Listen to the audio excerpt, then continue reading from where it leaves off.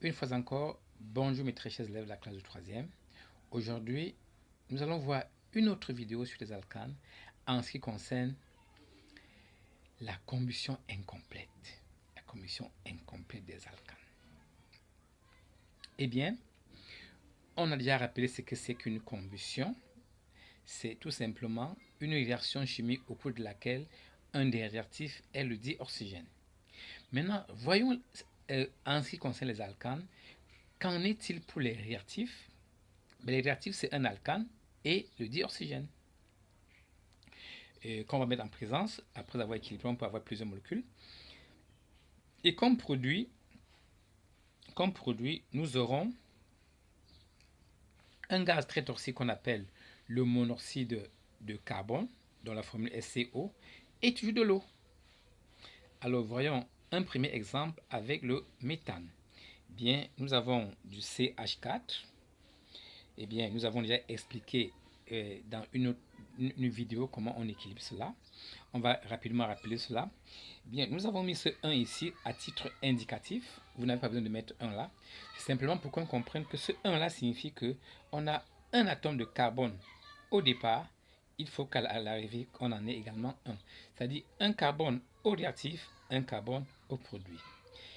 4 hydrogènes au réactif. Le 2 là va multiplier ce 2 et on a également 4 hydrogènes. Et si nous faisons cela, on peut compter le nombre total d'oxygène qu'on a eu. On a 2 oxygènes plus 1, ça fait 3. Et donc, comme 3 est un nombre impair, on va mettre 3 demi, puisqu'on avait déjà ici 2. Et si nous ne voulons pas la fraction, on peut bien laisser notre équation comme ceci, entre parenthèses. Mais si nous ne voulons pas écrire, et ce qui est souvent conseillé, si nous ne voulons pas écrire un nombre fractionnaire devant une molécule, alors on va multiplier notre molécule par 2 ici, et donc le 2 va multiplier chaque élément de la réaction, c'est-à-dire les deux réactifs et les deux produits. Et on obtient ainsi l'équation équilibrée. Voilà pour un premier exemple. Prenons un deuxième exemple. C'est le cas de la combustion incomplète de l'éthane.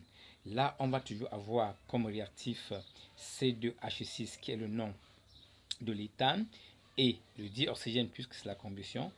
Et on va obtenir toujours le CO et ensuite les molécules d'eau. Alors, on va tout de suite mettre 2 ici. On a oublié de mettre, on a 2 ici. Alors, on va revoir, il y a un petit souci là. Donc, le 2 que nous venons de placer là va faire quoi? Il y aura donc 2 oxygènes ici, plus 3 oxygènes ici.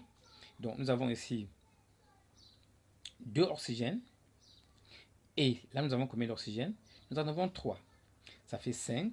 Donc, nous devons écrire 5 demi. Je vous en prie, c'est 5 demi qu'il faut écrire ici. 5 demi. Donc, je reprends un tout petit peu à ce niveau. Donc, nous avons 2 carbones, 2 carbones, 6 hydrogènes, 6 hydrogènes. Et là, on a 2 oxygènes au niveau de la molécule, la première molécule, et 3 sur la molécule, ça fait au total 5. Et là, comme 5 est un nombre impair, on va écrire 5 demi pour avoir l'équation équilibrée. Alors, une remarque importante, chers élèves, très souvent, on va vous demander, après l'énoncé d'un exercice, d'indiquer quelle est la nature de la combustion. Bien, si on vous donne les produits de la combustion, c'est très simple. Si on vous dit par exemple qu'il se forme le dioxygène et de l'eau, ça va, c'est une combustion complète. Mais parfois, on vous dira plutôt la couleur de la flamme observée. Si on vous dit que lors d'une combustion, le corps qui brûle, donc notre alcane brûle, et en brûlant, on a une flamme bleue, l'indication flamme bleue vous fait comprendre que la combustion est complète, chers élèves. Donc, au lieu de vous dire qu'il se forme du dioxyde de carbone et de l'eau, on peut simplement vous dire que votre alcane brûle avec une couleur bleue. La flamme a une couleur bleue.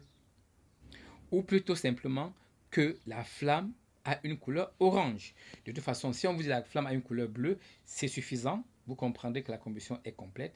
Si plutôt la flamme brûle avec une couleur orange, la combustion est incomplète. Autre remarque, sachez que la combustion incomplète est dangereuse, elle n'est pas bonne, elle n'est pas conseillée. Pourquoi? Parce que le gaz, le CO, le monoxyde de carbone qu'elle produit, est un gaz qui est très toxique et c'est aussi un gaz à effet de serre. C'est quoi un gaz à effet de serre? C'est un gaz qui détruit la couche qui nous protège, la couche d'ozone qui nous protège des rayons solaires. Et comme cette couche est détruite, à ce moment-là, on va voir qu'il va faire chaud de plus en plus sur la Terre. On va donc dire que le fait de produire le CO va augmenter le réchauffement climatique.